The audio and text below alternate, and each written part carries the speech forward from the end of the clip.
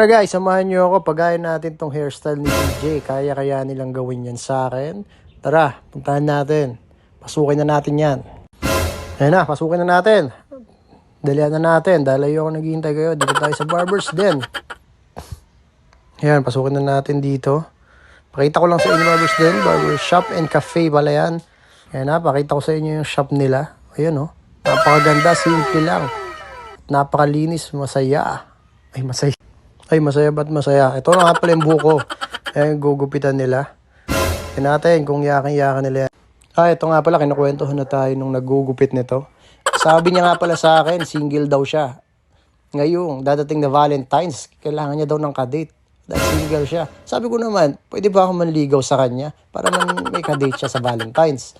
Kaso sabi niya, di daw ako pasok sa standard niya. Dahil gusto daw niya, yung mga naghahabol talaga sa kanya.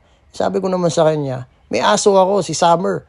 Baka pwede sa kanya yun. Talagang nangahabol yun. Hindi, joke lang yan.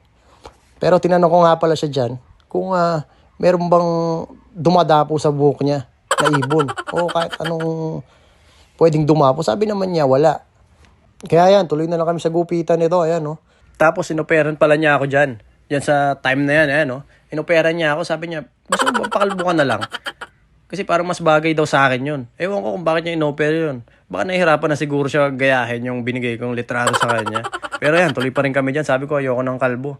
Kaya yan, tuloy lang siya sa gupit. At ayan, malapit na matapos dyan. Mukhang inaayusan na niya dyan, no? Ayan na, makikita nyo na yung kanyang ginawa. Kung nakuha ba talaga niya yung binigay ko sa kanya litrato ni Daniel Padilla. Ayan na nga. Ayun, no? Oh, kayo na umusga. Kung nakuha ba niya. Oh. Tingin nyo guys, comment lang kayo. Kung gusto nyo malaman kung saan yung shop nila, comment nyo lang. Kukomment ko sa inyo. Ano ba talaga? Basta, ayan o, comment nyo lang. Gusto nyo malaman kung saan yung shop nila.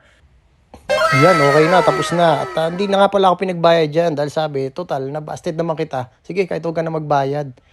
Ayan. Yan, kaya nagpa-picture na lang siya. Para daw may remembrance siya sa mga manliligaw niya. Yan, kaya hanggang dito na lang. Chan, chan, chan, chan, chan, chan, chan, yeah, ta-da-da.